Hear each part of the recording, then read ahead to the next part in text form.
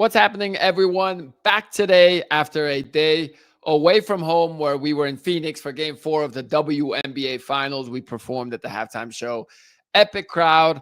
And really, I wish I could say it was an epic series, but the Las Vegas Aces really just made it seem like they were on another level above and beyond all these WNBA teams. And they win their third championship in 4 years. It was cool to be there. It was cool to be there for the huge celebration and everything going on afterwards. We heard the boos for the WNBA commissioner in person, and they were loud, louder than you probably could make out on TV. Kind of uncomfortable for me, to be honest, at a point, because I was like, man, if this lady has kids, like that's got to be tough. They were vicious to her. So poor commish for having to suffer through all those boos. We couldn't even tell what she was saying when she was saying it because the boos were so loud. But Asia Wilson, MVP, very well deserved. Look, she's a baller. The Aces get it done. Good for them. And obviously, again, it caps off third championship in 4 years. That's a dynasty. But again, really big congratulations to the Aces. All right, and we move ahead now to game week 6 of the NFL season. The season's trucking along. We got our big board right over here. About to go through this week's matchups. We got off to a bad start. Last week wasn't even a great week for us, and now we got off to a bad start. Let me get my Sharpie over here so we can start picking some games. All right. So, obviously, look, I picked the Eagles. I thought they were going to bounce back and have a really good performance after they had their in-house meeting and A.J. Brown and Jalen Hurts and Saquon Barkley. Well, they didn't apparently have a meeting, according to A.J. Brown. He said he had no idea what people were talking about. And, the Giants smacked them. So, I don't know what to make of this Eagles team. Look, I thought they're the defending champs. They were number 1 in our top 5 rankings for the first 4 weeks of the season. Well, I'm going to tell you right now, they're no longer going to be in our top 5 rankings because they did not look good at all. They looked discombobulated. They look like they don't mesh. The defense doesn't look good, which I said this in our season preview. I did say their secondary was not going to be as good as last year, and that's definitely been the case, but it's been more than that. It's at all 3 levels. They're getting beat, pushed around, and offensively, it's just not clicking. Jalen Hurts missed Devontae Smith on a wide open, what would have been a touchdown. Again, sometimes those plays happen, but you should be good enough to overcome a mistake or two, and they just are not right now. So maybe they turn things around, but for now, that's where they stand. So we lost that one because I did think the Eagles were going to actually dominate, and especially with the Giants coming off a loss to the Saints. But the Giants look good and promising, and they got a bright future ahead. All right, we got Denver Broncos at the New York Jets. This is the 6:30 a.m. They're playing in London. I'm taking the Broncos. They're favored by 6.5. It's the London game. Always something freaky could happen. The Jets at this point, I feel like got to play for pride. Obviously, I'm taking the Broncos to win this game. I think the Broncos are, not even a sleeper contender. I'll just say straight up contender. If they win this game and handle business like I think they should win by more than 6.5. If they do that, then I think they might even be the best team in my rankings because I think they have that defense. That's a Super Bowl caliber defense. And if Bo Nix proves that he can do a little bit more than game manage, then they're in business. So again, coming into this week, I think I had them at number 2 in my power rankings. I'll check back on that once we do next week's power rankings. But if they win this game convincingly, like they should, like if you want to be a Super Bowl team, you got to take care of the bad teams and win decisively. So the only reason why I'm thinking it might be close is because it's a London game. But you know what? London or not, I'm saying Denver needs to win by more than 6.5 if they want to be taken seriously. So we'll take the Broncos here. Arizona at Indy. It's time Indy gets some respect.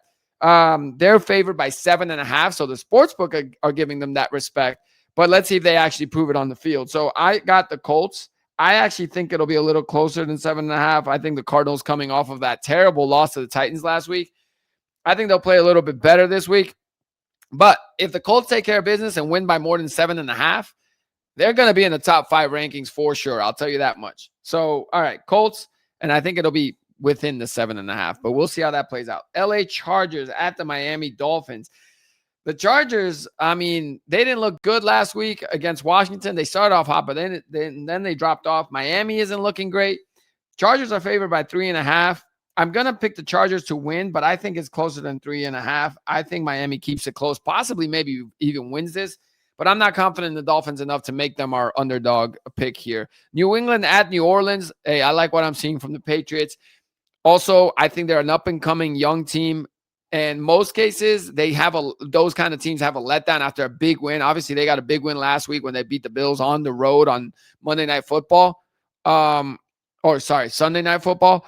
But you know what? They have Mike Vrabel, and I think Vrabel is a legit coach. I had him as my preseason coach of the year pick. So I think New England's going to get it done here in New Orleans. And I actually think they'll win by more than 3.5 because I think Vrabel is going to get those guys to understand, like, this can't be a letdown for us. We got to dominate. So I got the Patriots there. Cleveland at Pittsburgh. I'm going to take Pittsburgh, but I'm going to tell you what. Pittsburgh's favored by 6.5. I think that line's too high. I liked some things that I saw from Dylan Gabriel last week. He missed when passes were long, like over 10 to 20 yards. I feel like he was missing guys. So I'm hoping that the jitters calm down for him and then he can, convert some of those passes.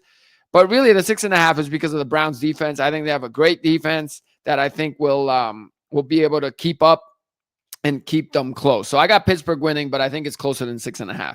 Dallas at Carolina. I'm going Dallas unless they're going to have a letdown. Dak's playing some great football. CeeDee Lamb's not playing, I don't think, but they still have George Pickens, Jake Ferguson. So they have other weapons. Dak's playing great. They're favored by only 2.5. I'll take the field goal. I think Dallas wins by more than that. Seattle at Jacksonville is a tough one because Seattle's coming off a tough loss to Tampa where it was a shootout. Jacksonville's coming off of an exciting win against Kansas City. I'm going to take Seattle here. They're favored by 1.5, so I'm never going to take the one little sneaky point if I'm picking Seattle to win. So I'm taking Seattle to win and by more than 1.5.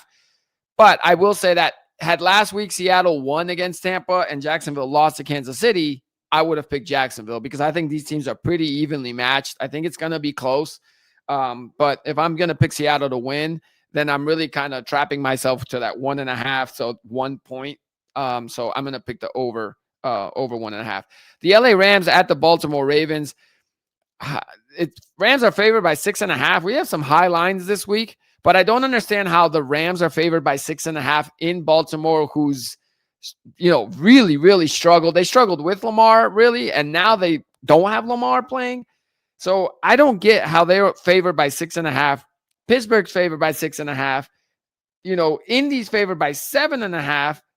And you got the Rams favored by 6.5. I'm taking the Rams, and I'm taking the Rams to cover that spread because, again, if we're going to have the high lines in these other games, then I would have had this Rams game at like 8.5 or something like that. So give me the Rams to win and cover. Tennessee at Las Vegas. The line's 3.5 in favor of Vegas. Geno Smith has looked terrible, but the Titans, I feel like, got a win last week, but they really didn't deserve it with the way Arizona kind of crapped the bed. I'm going to take Las Vegas. I think Geno will play a little bit better just because Tennessee's not that great.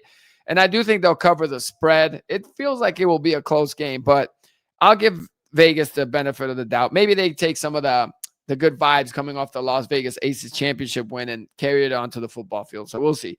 Cincinnati at Green Bay. Definitely I'm picking Green Bay. But Cincinnati does have Joe Flacco, who's at least better than what they were putting out there with Jake Browning. 13.5 points for Green Bay. I'll say it's closer than that. I think with Joe Flacco, they can make some moves. So I'll give the Bengals that. But I do think Green Bay, coming off a bye week, they come through and they definitely win. But I think it's about a touchdown, a 10-point game. San Francisco at Tampa Bay. This is the toughest one. Tampa Bay's favored by 3.5 points. They're at home. And, I'm realizing here I haven't really picked an underdog. And I don't know that I'm going to be picking one coming up. So I'm going to make this my underdog pick. I'm taking the 49ers on the road. Kyle Shanahan, man, I don't know how he's been doing it. They got a kind of that mini bye week because they played on Thursday last week. So they got a couple extra days to rest up. Maybe they can get a little healthier. Their big pieces are still missing. Purdy's not playing, but Mac Jones has been playing fine. And Kyle Shanahan, I think, can scheme it up. And, Tampa Bay's also banged up, and they're coming off of this huge win last week in Seattle.